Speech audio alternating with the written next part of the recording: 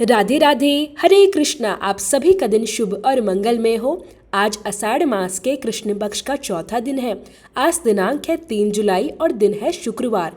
तृतीया तिथि आज सुबह 11:20 तक रहेगी और उसके बाद चतुर्थी तिथि प्रारंभ हो जाएगी। आज ब्रह्म मुहूर्त सुबह 4:07 से 4:47 तक रहेगा। सूर्योदय सुबह 5:28 पर, सूर्यास्त शाम 7:23 पर और आज राहुकाल सुबह 10:41 से 12:25 तक रहेगा। प्रिय श्रोताओं, आज हम आषाढ़ मास की चौथी कथा लेकर आपके समक्ष उपस्थित है और यह दिन तेज, ऊर्जा और प्रकाश के प्रतीक सूर्य देव को समर्पित है। जिस प्रकार सूर्य बिना किसी भेदभाव के समस्त जगत को प्रकाश प्रदान करते हैं, उसी प्रकार आज की यह कथा भी हम सभी को प्रेरणा प्रदान करेगी। आज हम प्रार्थना करते हैं, हे आदित्य भगवान, हमारे भीतर की थकावट को दूर कीजिए, हमारा आलस्य हटाइए और हमारे प्रत्येक कार्य में साहस, ऊर्जा तथा स्फूर्ति का संचार कीजिए। जिस प्रकार आप प्रतिदिन नवीन प्रकाश लेकर आते हैं, उसी प्रकार यह कथा भी हम सबके जीवन में नव चेतना का संचार करे। अब सुनते हैं आज की कथा। देवऋषि नारद ने श्री ब्रह्मा जी से कहा, हे भगवान, आपके श्रीमुख से कथा सुनते सुनते भी मेरा मन को तृप्ति नहीं होती। कृपया पहले गौतम ब्राह्मण के द्वारा लाई गई गंगा का वर्णन कीजिए। उनके पृथक पृथक तीर्थों के फल, पुण्य तथा इतिहास पर भी क्रमशः प्रकाश डालिए। नारद जी के ऐसा कहने पर श्री ब्रह्मा जी इस प्रकार बोले, हे नारद, गोदावरी के पृथक पृथक तीर्थों, उनके फलों और महात्मों का पूर्ण वर्णन ना तो मैं कर सकता हूँ, ना ही तुम उसे संपूर्ण रूप से सुनने में समर्थ हो सकोगे। फिर भी मैं कुछ बतलाता हूँ, तुम ध्यान पूर्वक सुनो। जहाँ भगवान त्र्यंबक गौतम के सामने प्रकट हुए थे, वह तीर्थ त्र्यंबक के नाम से प्रसिद्ध है। वही गौतमी गंगा का उद्गम स्थान है। वह भोग और मोक्ष दोनों प्रदान करने वाला है। दूसरा वराह तीर्थ है, जो तीनों लोकों में विख्यात है। अब मैं उसका स्वरूप बतलाता हूँ। पूर्व काल की बात है। सिंधुसेन नामक एक राक्षस ने देवताओं को परास्त करके यज्ञ को छीन लिया और उसे लेकर रसातल में जा पहुंचा। यज्ञ के रसातल चले जाने पर पृथ्वी पर उसका सर्वथा अभाव हो गया। तब देवताओं ने विचार किया कि यज्ञ के बिना ना तो यह लोक रह सकेगा और ना ही परलोक। अतः वे अपने शत्रु के पीछे पीछे रसातल में जा पहुंचे, परंतु इंद्र आदि देवता भी सिंधुसेन को परास्त ना कर सके। तब वे सभी पुराण पुरुष भगवान विष्णु के पास गए और यज्ञ के अपहरण सहित उस राक्षस की समस्त करतूतें कह सुनाई। भगवान ने उन्हें संतावना देते हुए कहा, मैं वराह रूप धारण करके शंख, चक्र और गदा हाथ में लेकर रसातल में जाऊंगा तथा प्रमुख राक्षसों का संहार करके उस पुण्य में यज्ञ को पुनः लौटा लाऊंगा। हे देवगण, आप सभी स्वर्ग को लौट जाइए। आपकी मानसिक चिंता अब दूर हो जानी चाहिए। गंगा जी जिस मार्ग से रसातल में गई थी, उसी मार्ग से पृथ्वी को भेद कर चक्रधारी भगवान भी रसातल में पहुंच गए। उन्होंने वराह रूप धारण करके रसातलवासी राक्षसों और दानवों का संहार कर दिया तथा महायज्ञ को अपने मुख में रखकर रसातल से बाहर निकल आए। उस समय देवता ब्रह्मगिरी पर श्री हरि की प्रतीक्षा कर रहे थे। उसी मार्ग से निकलकर भगवान गंगा तट पर आए और रक्त से लथपथ हुए अपने अंगों को गंगा जी के पावन जल से धोया। उसी स्थान पर वराह नामक कुंड की स्थापना हुई। इसके बाद भगवान ने अपने मुख में रखे हुए महायज्ञ को देवताओं को सौंप दिया। इस प्रकार उनके मुख से यज्ञ का पुनः प्रादुर्भाव हुआ। इसी कारण वराह तीर्थ परम पवित्र तथा समस्त अभिलषित वस्तुओं को प्रदान करने वाला माना गया है। वहाँ किया गया स्नान और दान सभी यज्ञों के समान फल प्रदान करता है। जो पुण्यात्मा पुरुष वहाँ रहकर अपने पितरों का स्मरण करता है, उसके पितर सभी पापों से मुक्त होकर स्वर्गलोक को चले जाते हैं। त्र्यंबक में एक कुशाव्रत नामक तीर्थ भी है। उसके स्मरण मात्र से ही मनुष्य कृतार्थ हो जाता है। यह समस्त अभिष्ट वस्तुओं को प्रदान करने वाला है। कुशाव्रत उस तीर्थ का नाम है जहाँ महात्मा गौतम ने गंगा जी का कुशा के द्वारा आवर्तन किया था। वे वहाँ गंगा जी को कुशा से लौटा कर ले आए थे। कुशाव्रत में किया गया स्नान और दान पितरों को तृप्ति प्रदान करने वाला है। जहाँ नदियों में श्रेष्ठ गंगा नील पर्वत से निकली है, वहाँ से नील गंगा के नाम से विख्यात है। मनुष्य शुद्ध होकर नील गंगा में स्नान आदि जो भी शुभ कर्म करता है, वह सब अक्षय माना जाना चाहिए। उससे पितरों को अत्यंत तृप्ति प्राप्त होती है। गोदावरी में परम उत्तम कोमत तीर्थ भी है, जिसकी ख्याति तीनों लोकों में है। अब मैं उस तीर्थ का स्वरूप और उसका महान फल भी बतलाता हूँ, सुनो। ब्रह्मगिरी पर एक अत्यंत भयंकर व्याध रहता था। वह ब्राह्मणों, साधुओं, यतियों, गौओं, पक्षियों और मृगों की हत्या किया करता था। वह पाप आत्मा अत्यंत क्रोधी और असत्यवादी था। उसके हाथ में सदा पाश और धनुष विद्यमान रहते थे। उस महापापी व्याध के मन में सदैव पाप के ही संकल्प उत्पन्न होते रहते थे। उसकी स्त्री और पुत्र भी उसी के समान स्वभाव वाले थे। एक दिन अपनी पत्नी की प्रेरणा से वह घने जंगल में प्रवेश कर गया। वहां उस पापी ने अनेक प्रकार के मृगों और पक्षियों का वध किया। उसने अनेक जीवों को जीवित ही पकड़कर पिंजरों में बंद कर दिया। इसी प्रकार वह बहुत दूर तक घूमता फिरता रहा और फिर वापस अपने घर की ओर लौटने लगा। उस समय दिन का तीसरा पहर था। चैत्र और वैशाख बीत चुके थे। तभी एक ही क्षण में बिजली कौदी और आकाश में मेघों की घनघोर छटा छा गई। तेज हवा चलने लगी और पानी के साथ साथ पत्थरों की भी वर्षा होने लगी। मूसलधार वर्षा के कारण बड़ी भयंकर अवस्था उत्पन्न हो गई। वह व्याध रास्ते में चलते चलते अत्यंत थक चुका था। जल की अधिकता के कारण उसे मार्ग का कुछ भी ज्ञान नहीं हो पा रहा था। जल, थल और गड्ढे की पहचान करना सर्वथा असंभव हो गया था। उस समय वह पापी व्याध सोचने लगा, मैं कहाँ जाऊं, कहाँ ठहरूं, क्या करूं? मैं तो यमराज के समान सभी प्राणियों के प्राण हर लिया करता हूं, किंतु आज मेरा भी प्राणांत कर देने वाले पत्थरों की यह वर्षा हो रही है। आसपास कोई ऐसी विशाल अथवा वृक्ष भी दिखाई नहीं देता जहां मेरी रक्षा हो सके और जहां जाकर मैं ठहर पाऊं। इसी प्रकार तरह तरह की चिंताओं में डूबे हुए उस व्याध ने थोड़ी ही दूर पर एक उत्तम वृक्ष देखा, जो अपनी शाखाओं और पल्लवों से अत्यंत सुशोभित हो रहा था। वह उसी वृक्ष की छाया में आकर बैठ गया। उसके सभी वस्त्र भीग चुके थे। वह इस चिंता में पड़ा हुआ था कि न जाने उसके स्त्री और बच्चे जीवित होंगे या नहीं। उसी समय सूर्यास्त भी हो गया। उसी वृक्ष पर एक कबूतर अपनी पत्नी, पुत्र और पौत्रों के साथ निवास किया करता था।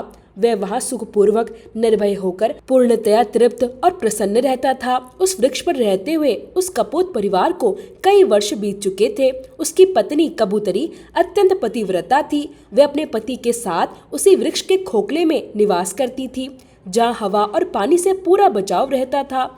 उस दिन देववश कपोत और कपोती दोनों ही चारा चुगने के लिए गए हुए थे, किंतु केवल कपोत ही लौटकर उस वृक्ष पर आया। भाग्यवश कपोती भी वहीं उस व्याध के पिंजरे में पड़ी हुई थी। व्याध ने उसे पकड़ लिया था, परंतु अभी तक उसके प्राण नहीं गए थे। कपोत अपनी संतानों को माता के बिना देखकर अत्यंत व्याकुल हो उठा। भयानक वर्षा हो रही थी। सूर्य भी अस्त हो चुका था। फिर भी वृक्ष का खोखला कपोती से खाली ही रह गया। यह विचार करके कपोत विलाप करने लगा। उसे इस बात का किंचित भी ज्ञान नहीं था कि कपोती उसी वृक्ष के नीचे पासी पिंजरे में बंधी हुई पड़ी है। कपोत ने अपनी प्रिया के गुणों का वर्णन करना आरंभ कर दिया। वह कहने लगा, हाय मेरे हर्ष को बढ़ाने वाली कल्याणमयी कपोती, न जाने क्यों अभी तक वापस लौटकर नहीं आई। वही मेरे धर्म की जननी है। उसी के संयोग से मैं धर्म का संपादन कर पाता हूँ। मेरे इस शरीर की स्वामिनी भी वही है। धर्म, अर्थ, काम और मोक्ष की सिद्धि में भी वही सदा मेरी सहायता करती है। मुझे प्रसन्न देखकर वह हंसती है और मुझे खिन्न जानकर मेरे दुखों का निवारण भी करती है। उचित सलाह देने में वह मेरी सच्ची सखी है और सदा मेरी आज्ञा के पालन में ही संलग्न रहती है। सूर्यास्त हो गया, फिर भी वह कल्याणी अभी तक वापस लौटकर क्यों नहीं आए? वह पति के अतिरिक्त दूसरा कोई व्रत, मंत्र, देवता, धर्म अथवा अर्थ नहीं जानती। वह सच्ची पतिव्रता है। पति में ही उसके प्राण बसते हैं। पति ही उसका मंत्र है और पति ही उसका प्रियतम है। मेरी कल्याणमयी भार्या अभी तक वापस लौटकर नहीं आई। अब मैं क्या करूं? कहाँ जाऊं? उसके बिना यह घर आज मुझे जंगल के समान दिखाई दे रहा है। उसके रहने पर तो भयंकर स्थान भी शोभा संपन्न और सुंदर प्रतीत होता था। जिसके रहने पर यह घर वास्तव में घर कहलाता है। वह मेरी प्रिय पत्नी अब तक नहीं आई। मैं उसके बिना जीवित नहीं रह सकूंगा। अपने इस प्रिय शरीर का भी त्याग कर दूंगा, किंतु यह बच्चे क्या करेंगे? ओह, आज मेरा धर्म ही लुप्त हो गया है। इस प्रकार विलाप करते हुए अपने स्वामी के वचन सुनकर पिंजरे में पड़ी हुई कपोती बोली, हे खगश्रेष्ठ, मैं यहाँ पिंजरे में बंधी हुई बेबस पड़ी हूँ। महामते, यह व्याध मुझे जाल में फंसाकर यहाँ ले आया है। आज मैं अपने आप को धन्य और अनुग्रहित मानती हूँ, क्योंकि मेरे पतिदेव मेरे गुणों का बखान करे हैं। मुझ में जो गुण है और जो नहीं भी है, उन सभी का मेरे पतिदेव गान कर रहे हैं। इसमें मैं निसंदेह कृतार्थ हो गई हूँ। पति के संतुष्ट होने पर स्त्रियों पर संपूर्ण देवता संतुष्ट हो जाते हैं। इसके विपरीत यदि पति असंतुष्ट हो जाए तो स्त्रियों का अवश्य ही नाश हो जाता है। प्राणनाथ, आप ही मेरे देवता हैं, आप ही मेरे प्रभु हैं, आप ही मेरे सुहृद है, आप ही मेरी शरण है, आप ही मेरा व्रत है, आप ही मेरा स्वर्ग है, आप ही पर ब्रह्मा है और आप ही मेरे मोक्ष है। आर्य, मेरे लिए चिंता मत कीजिए, अपनी बुद्धि को धर्म में स्थिर कीजिए। आपकी कृपा से मैंने बहुत से भोग लिए हैं। अपनी प्रिया कपोती का यह वचन सुनकर कपोत उस वृक्ष से नीचे उतरकर आया और पिंजरे में पड़ी हुई कपूती के पास पहुंच गया। वहां पहुंचकर उसने देखा कि उसकी प्रिय पत्नी अभी जीवित है और वह व्याध मृतक के समान निश्चेष्ट पड़ा हुआ है। तब कपोत ने उसे बंधन से छुड़ाने का विचार किया, किंतु कपूती ने उसे रोकते हुए कहा, महाभाग, संसार का संबंध स्थिर रहने वाला नहीं है। ऐसा जानकर मुझे बंधन से मुक्त करने का प्रयास मत कीजिए। इसमें मुझे व्याध का कोई अपराध भी नहीं दिखाई देता। आप अपनी धर्ममयी बुद्धि को दृढ़ कीजिए।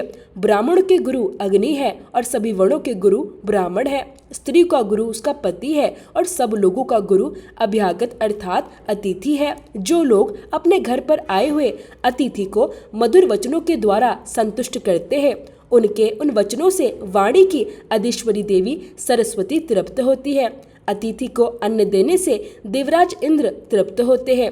उसके पैर धोने से पितर प्रसन्न होते हैं। उसके भोजन करने से प्रजापति तृप्त होते हैं। उसकी सेवा पूजा से लक्ष्मी सहित भगवान श्री विष्णु प्रसन्न होते हैं तथा उसके सुखपूर्वक शयन करने पर संपूर्ण देवता तृप्त हो जाते हैं। अतः अतिथि सबके लिए परम पूजनीय है। यदि सूर्यास्त के बाद कोई थका मांदा अतिथि घर पर आ जाए तो उसे देवता के समान समझना चाहिए, क्योंकि वह सब यज्ञ के फल का स्वरूप माना गया है। थके हुए अतिथि के साथ गृहस्थ के घर पर संपूर्ण देवता, पितर और अग्निदेव भी पधारते हैं। यदि अतिथि तृप्त होता है तो वह सभी भी अत्यंत प्रसन्न होते हैं, और यदि वह निराश होकर चला जाता है तो वे भी निराश होकर ही लौटते हैं। अतः हे प्राणनाथ, आप हर प्रकार का दुख त्याग कर शांति धारण कीजिए और अपनी बुद्धि को शुभ कर्मों में लगाकर धर्म का पालन कीजिए।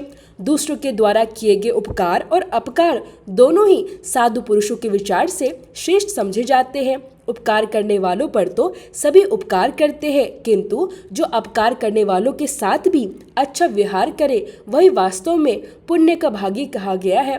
कपूती की बात सुनकर कपूत बोला, सुमुखी, तुमने हम दोनों के योग्य ही अत्यंत उत्तम बात कही है, किंतु इस विषय में मुझे कुछ और भी कहना है, उसे भी सुनो।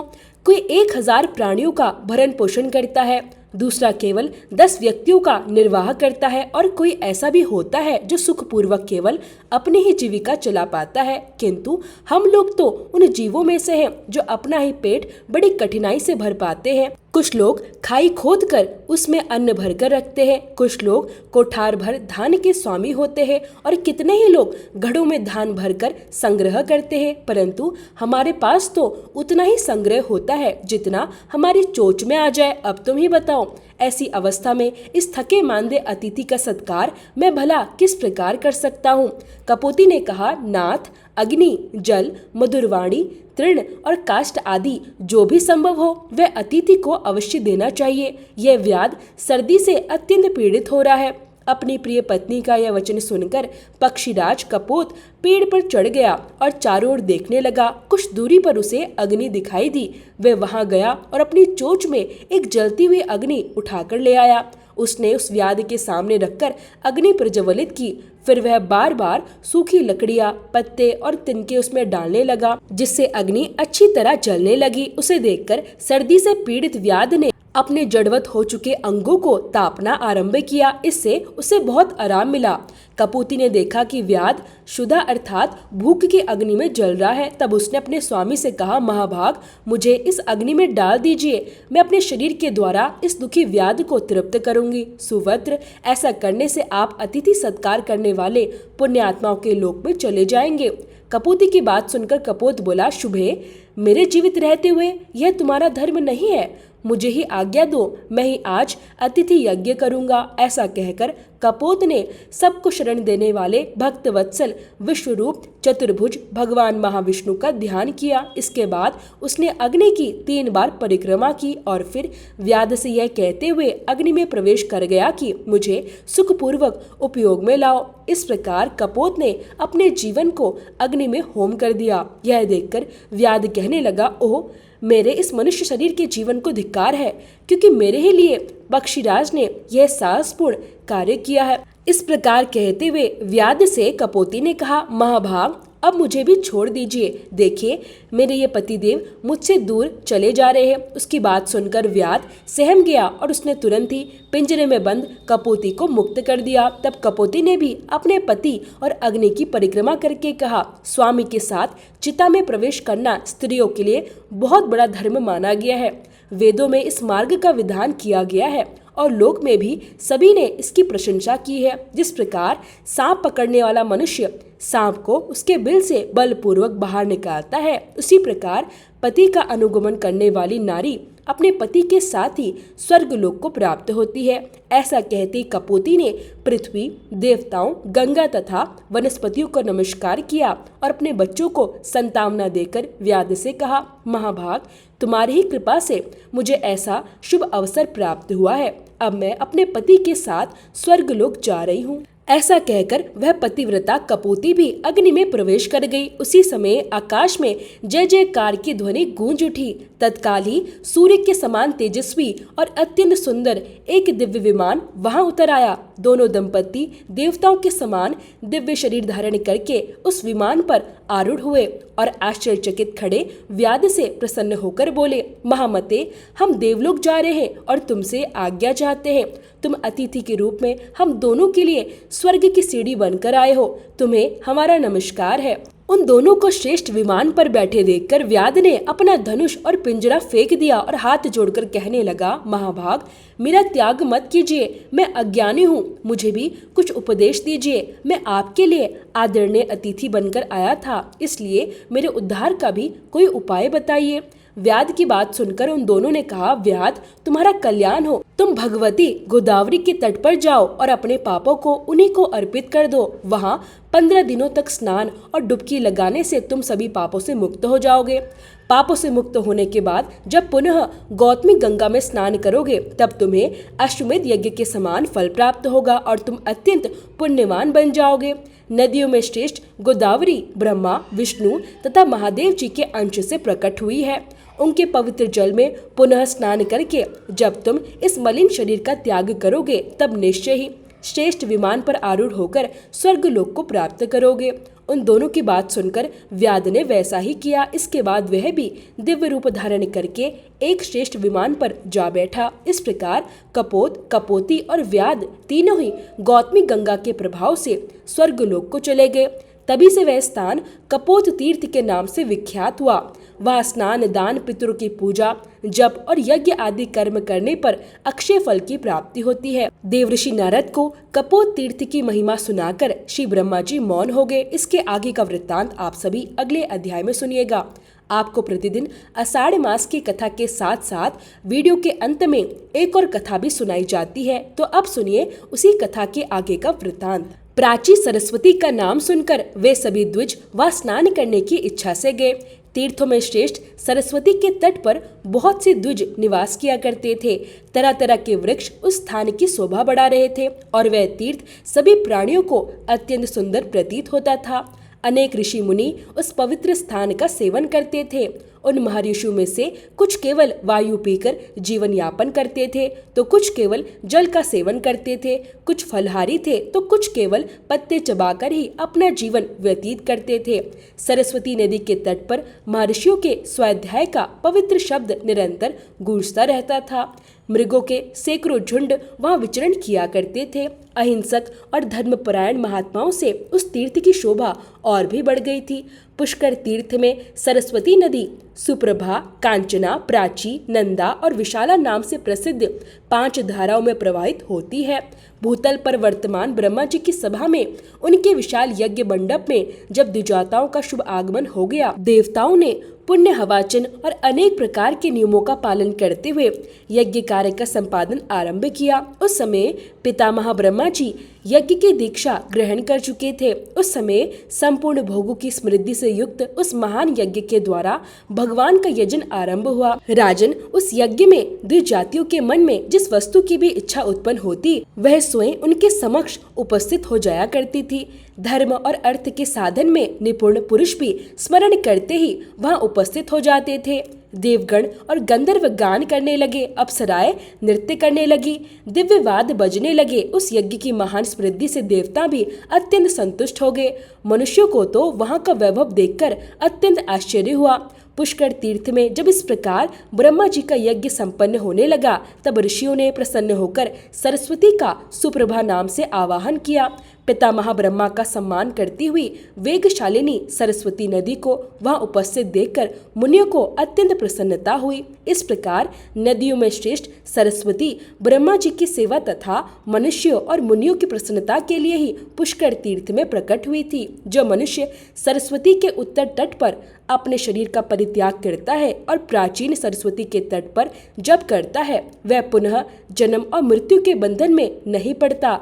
सरस्वती के जल में स्नान और डुबकी लगाने वाले मनुष्यों को अश्वमेध यज्ञ का संपूर्ण फल प्राप्त होता है। जो मनुष्य वह नियम और उपवास के द्वारा अपने शरीर को तपाता है, केवल जल या वायु का सेवन करता है अथवा पत्ते चबाकर तपस्या करता है, वेदी पर शयन करता है तथा यम और नियमों का विधि पूर्वक पालन करता है, वह पूर्ण रूप से शुद्ध होकर ब्रह्मा जी के परम पद को प्राप्त करता है। जिन लोगों ने सरस्वती तीर्थ में तिल भर भी स्वर्ण का दान किया हो, उनका वह दान मेरु पर्वत के दान के समान फल देने वाला होता है। यह बात पूर्व काल में स्वयं प्रजापति ब्रह्मा जी ने कही थी। जो मनुष्य इस तीर्थ में स्नान करेंगे, वे अपने कुल की 21 पीढ़ियों सहित स्वर्गलोक को प्राप्त होंगे। यह तीर्थ पितरों को अत्यंत प्रिय है। वहाँ केवल एक पिंडदान करने से ही उन्हें पूर्ण तृप्ति प्राप्त हो जाती है। वे पुष्कर तीर्थ के प्रभाव से उद्धार पाकर ब्रह्मलोक को प्राप्त होते हैं। इसके बाद उन्हें अन्न भोग की इच्छा नहीं रहती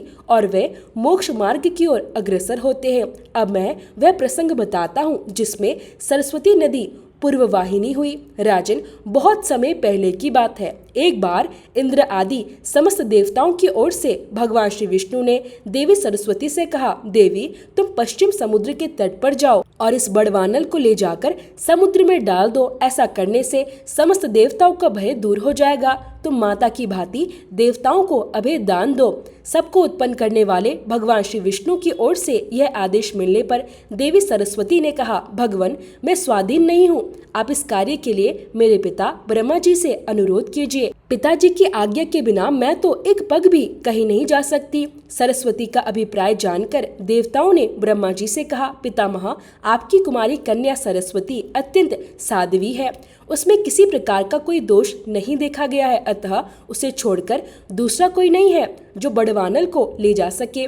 पुलत्स्य जी कहते हैं, देवताओं की बात सुनकर ब्रह्मा जी ने सरस्वती को बुलाया और उसे अपनी गोद में लेकर उसका मस्तक सूंघा। फिर बड़े स्नेह के साथ कहा, पुत्री तुम मेरी और इन समस्त देवताओं की रक्षा करो। बेटी, देवताओं के प्रभाव से तुम्हें इस कार्य के करने पर बड़ा सम्मान मिलेगा। इस बड़वानल को ले जाकर खारे पानी के समुद्र में डाल दो।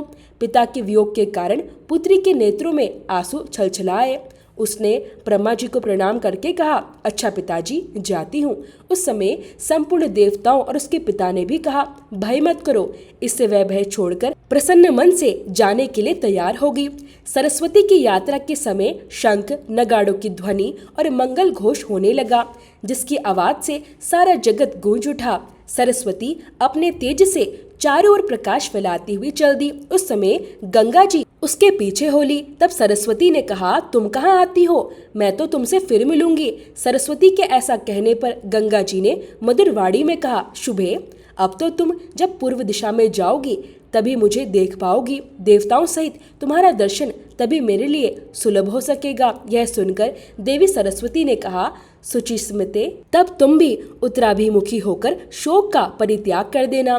गंगा जी बोली, सखी मैं उत्तराभिमुखी होने पर और अधिक पवित्र मानी जाऊंगी और तुम पूर्वाभिमुखी होने पर उत्तरावाहिनी गंगा और पूर्ववाहिनी सरस्वती में जो मनुष्य श्राद्ध और दान करेंगे वे तीनों ऋणों से मुक्त होकर मोक्ष मार्ग का आश्रय लेंगे। इसमें किसी प्रकार के अन्यथा विचार की आवश्यकता नहीं है। इसके बाद सरस्वती नदी रूप में प्रणीत होगी। देवताओं के देखते देखते एक पाकड़ के वृक्ष की जड़ से वह प्रकट हुई। वह वृक्ष भगवान विष्णु का स्वरूप है। संपूर्ण देवताओं ने उसकी वंदना की है। उसकी अनेकों शाखाएं सब ओर फैली हुई हैं। वह दूसरे ब्रह्मा जी की तरह शोभायमान होता है। यद्यपि उस वृक्ष में एक भी फूल नहीं है, फिर भी डालियों पर बैठे हुए शुक आदि पक्षियों के कारण वह फूलों से लदा हुआ प्रतीत होता है। सरस्वती ने उस पाकड़ के समीप स्थित होकर देव आदि देव भगवान विष्णु से कहा, भगवान मुझे बड़वाग्नि समर्पित कीजिए, मैं आपकी आज्ञा का पालन करूंगी। उनके ऐसा कहने पर भगवान श्री विष्णु बोले, शुभे, तुम्हें इस बड़वानल को पश्चिम समुद्र की ओर ले जाते समय जलने का कोई भय नहीं होगा। पुलत्स्य जी कहते हैं, इसके बाद भगवान श्री विष्णु ने बड़वानल को सोने के घड़े में रखकर सरस्वती जी को सौंप दिया। उन्होंने उस घड़े को अपने उदर में रखकर पश्चिम दिशा की ओर प्रस्थान किया। अदृश्य गति से चलती हुई वह महानदी पुष्कर में पहुंची और ब्रह्मा जी ने जिन जिन कुंडों में हवन किया था उन सबको जल से आप्लावित करके प्रकट हो गई। इस प्रकार पुष्कर क्षेत्र में परम पवित्र सरस्वती नदी का प्रादुर्भाव हुआ। जगत को जीवन दान देने वाली वायु ने भी उसका जल लेकर वहां के सभी तीर्थों में डाल दिया। उस पुण्य क्षेत्र में पहुंचकर पुण्य सलीला सरस्वती मनुष्य के पापों का नाश करने के लिए स्थित हो गई। जो पुण्यात्मा मनुष्य पुष्कर तीर्थ में विद्यमान सरस्वती का दर्शन करते हैं वे नारकीय जीवों की अधोगति का अनुभव नहीं करते। जो मनुष्य उसमें भक्ति भाव के साथ स्नान करते हैं वे ब्रह्मालोक में पहुंचकर ब्रह्मा जी के साथ आनंद का अनुभव करते हैं। जो मनुष्य ज्येष्ठ पुष्कर में स्नान करके पितरों का तर्पण करता है वह उन सब का नरक से उद्धार कर देता है और स्वयं उसका भी चित्त शुद्ध हो जाता है। ब्रह्मा जी के क्षेत्र में पुण्य सलीला सरस्वती को पाकर मनुष्य दूसरे किस तीर्थ की कामना करे, उससे बढ़कर दूसरा तीर्थ तो है ही कौन। संपूर्ण तीर्थों में स्नान करने से जो फल प्राप्त होता है वह सबका सब ज्येष्ठ पुष्कर में एक बार डुबकी लगाने से ही प्राप्त हो जाता है। अधिक क्या कहा जाए। जिसने पुष्कर क्षेत्र का निवास, ज्येष्ठ कुंड का जल और उस तीर्थ में मृत्यु, ये तीनों बातें प्राप्त कर ली उसने परम गति प्राप्त कर ली। जो मनुष्य उत्तम काल, उत्तम क्षेत्र और उत्तम तीर्थ में स्नान और होम करके ब्राह्मण को दान देता है वह अक्षय सुख का भागी बनता है। मति, स्मृति, प्रज्ञा, मेधा, बुद्धि और शुभवाणी ये 6 सरस्वती के पर्याय बताए गए हैं। जो मनुष्य पुष्कर के वन में जहाँ प्राचीन सरस्वती विराजमान है जाकर उनके जल का केवल दर्शन मात्र कर लेते हैं उन्हें भी अश्वमेध यज्ञ का फल प्राप्त होता है। और जो उसके भीतर गोता लगाकर स्नान करता है वह तो ब्रह्मा जी का अनुचर बन जाता है। जो मनुष्य वहाँ विधि पूर्वक श्राद्ध करते हैं वे अपने पितरों को दुखदायी नरक से निकालकर स्वर्ग में पहुँचा देते हैं। और जो सरस्वती में स्नान करके पितरों को कुश और तिल से युक्त जलदान करते हैं उनके पितर हर्षित होकर नाचने लगते हैं। यह पुष्कर तीर्थ समस्त तीर्थों में श्रेष्ठ माना गया है क्योंकि यह आदि तीर्थ है, इसलिए इस पृथ्वी पर यह सभी तीर्थों में विख्यात है। यह मानव धर्म और मोक्ष की क्रीड़ा स्थली तथा महानिधि है। सरस्वती से युक्त होने के कारण इसकी महिमा और भी बढ़ गई है। जो लोग पुष्कर तीर्थ में सरस्वती नदी का जल पी लेते हैं वे ब्रह्मा और महादेव जी द्वारा प्रशंसित अक्षय लोकों को प्राप्त होते हैं। भीष्म जी ने बताया कि पुष्कर वन में पहुंचकर सरस्वती नदी प्रकट हुई थी। इसके बाद वह पुनः अदृश्य होकर वहां से पश्चिम दिशा की ओर चलेगी। पुष्कर से थोड़ा ही दूर जाने पर एक खजूर का वन मिला जो फल और फूलों से सुशोभित था। सभी ऋतुओं के पुष्प उस वनस्थली की शोभा को बढ़ा रहे थे। वह स्थान मुनियों के मन को भी मोह लेने वाला था। वहां पहुंचकर नदियों में श्रेष्ठ सरस्वती देवी पुनः प्रकट हुई और वहां वे नंदा नाम से तीनों लोकों में प्रसिद्ध हुई। सूत जी कहते हैं, यह सुनकर देवव्रत भीष्म ने पुलत्स्य जी से कहा, ब्राह्मण सरिताओं में श्रेष्ठ नंदा कोई दूसरी नदी तो नहीं है। मेरे मन में इस बात को लेकर बड़ा कौतूहल हो रहा है कि सरस्वती का नाम नंदा कैसे पड़ गया। जिस प्रकार और जिस कारण से वह नंदा नाम से प्रसिद्ध हुई उसे बताने की कृपा कीजिए। भीष्म के इस प्रकार पूछने पर पुलत्स्य जी ने सरस्वती का नाम नंदा क्यों पड़ा इसका प्राचीन इतिहास सुनाना आरंभ किया। वह कहने लगे, भीष्म बहुत पहले की बात है। पृथ्वी पर प्रभंजन नाम से प्रसिद्ध एक महाबली राजा हुए हैं। एक दिन वे उस वन में मृगों का शिकार खेल रहे थे। उन्होंने देखा कि एक झाड़ी के अंदर एक मृगी खड़ी है। वह राजा के ठीक सामने खड़ी थी। प्रभंजन ने एक अत्यंत तीक्ष्ण बाण चलाकर उस मृगी को बींध डाला। आहत हरणी ने चकित होकर चारों ओर देखा, फिर हाथ में धनुष बाण धारण किए राजा को सामने खड़ा देखकर वह बोली, ओ मूर्ख, यह तूने क्या किया? तुम्हारे यह कर्म पाप से भरा हुआ है। मैं यहाँ नीचे मुंह करके खड़ी थी और निर्भय होकर अपने बच्चों को दूध पिला रही थी। इसी अवस्था में तूने इस वन के भीतर मुझ निरपराध हरणी को अपने व्रज के समान बाण का निशाना बनाया है। तेरी बुद्धि अत्यंत खोटी है, इसलिए तू कच्चा मांस खाने वाले पशुओं की योनि में पड़ेगा। इस क्षण से तू इस वन में व्याघ्र हो जा। मृगी का यह श्राप सुनकर सामने खड़े राजा की संपूर्ण इंद्रियां व्याकुल हो उठी। वे हाथ जोड़कर कहने लगे, कल्याणी, मैं नहीं जानता था कि तू अपने बच्चे को दूध पिला रही है। अनजाने में मैंने तेरा वध किया है, अतः मुझ पर प्रसन्न हो। मैं व्याघ्र योनि को त्याग कर पुनः मनुष्य शरीर को कब प्राप्त करूंगा? कृपया करके अपने इस श्राप के उद्धार की अवधि तो बता दो। राजा के ऐसा कहने वह मृगी बोली, राजन, आज से 100 वर्ष बीते पर यहाँ नंदा नाम की एक गौ आएगी। उसी के साथ तुम्हारा वार्तालाप होने पर इस श्राप का अंत हो जाएगा। पुलत्स्य जी कहते हैं, मृगी के कहे अनुसार राजा प्रभंजन व्याघ्र हो गए। उस व्याघ्र की आकृति अत्यंत घोर और भयानक थी। वह उस वन में काल के वशीभूत हुए मृगों, अन्य चौपाइयों और मनुष्यों को भी मार मार कर खाने लगा और वही रहने लगा। वह अपनी ही निंदा करते हुए कहता था, हाय, अब मैं पुनः कब मनुष्य शरीर धारण करूंगा? अब से अपने योनि में गिराने वाला ऐसा निंदनीय और महान पाप मैं कभी नहीं करूंगा। अब इस योनि में मेरे द्वारा पुण्य नहीं हो सकता। एकमात्र हिंसा ही मेरे जीवन का आधार है और इसके द्वारा तो सदा दुख ही दुख मिलता है। किस प्रकार मृगी की कही हुई बात सत्य हो सकती है? जब उस व्याघ्र को वन में रहते रहते 100 वर्ष बीत गए, तब एक दिन वहां गौए का एक बहुत बड़ा झुंड आया। वहां घास और जल की अत्यंत अच्छी व्यवस्था थी। यही गौओं के वहां आने का कारण बना। आते ही गौओं के विश्राम के लिए बाड़ा बना दिया गया। ग्वालों के रहने के लिए भी साधारण घर और स्थान की व्यवस्था कर दी गई। गोचर भूमि अर्थात गायों के खाने के लिए पर्याप्त घास तो वहां पहले से ही थी। इस प्रकार सबका पड़ाव वहां पड़ गया। वन के पास का स्थान गौओं के रंभाने की भारी ध्वनि से गूंजने लगा। मत वाले गोप चारों ओर से उस गौ समुदाय की रक्षा करते थे। गौओं के उस विशाल झुंड में एक अत्यंत हष्ट पुष्ट और सदैव संतुष्ट रहने वाली गाय थी, जिसका नाम था नंदा। वही उस झुंड में प्रधान थी और सबके आगे निर्भय होकर चला करती थी। एक दिन वही गाय अपने झुंड से बिछड़ गई और चलते चलते उसी व्याघ्र के सामने आ पहुंची। व्याघ्र उसे देखते ही खड़ी रह कहते हुए उसकी ओर दौड़ा। उसके पास आकर बोला, आज विधाता ने तुझे मेरा भोजन बनाकर भेजा है, क्योंकि तू स्वयं यहाँ आकर उपस्थित हुई है। व्याघ्र का यह रोंगटे खड़े कर देने वाला निष्ठुर वचन सुनकर उस गाय को चंद्रमा के समान कांतिवान अपने सुंदर बछड़े की याद आने लगी। उसका गला भराया और वह गदगद स्वर में अपने पुत्र के लिए हुंकार करने लगी। उस गौ को अत्यंत दुखी और रोता हुआ देखकर व्याघ्र बोला, अरे गाय, संसार में सब लोग अपने कर्मों का ही फल भोगते हैं। तू तो स्वयं मेरे पास आ पहुंची है। इससे प्रतीत होता है कि तेरी मृत्यु आज ही निश्चित हुई है, फिर तू व्यर्थ शोक क्यों कर रही है? अच्छा, यह तो बता कि तू रोई किस लिए? व्याघ्र का प्रश्न सुनकर नंदा ने कहा, व्याघ्र, तुम्हें नमस्कार है।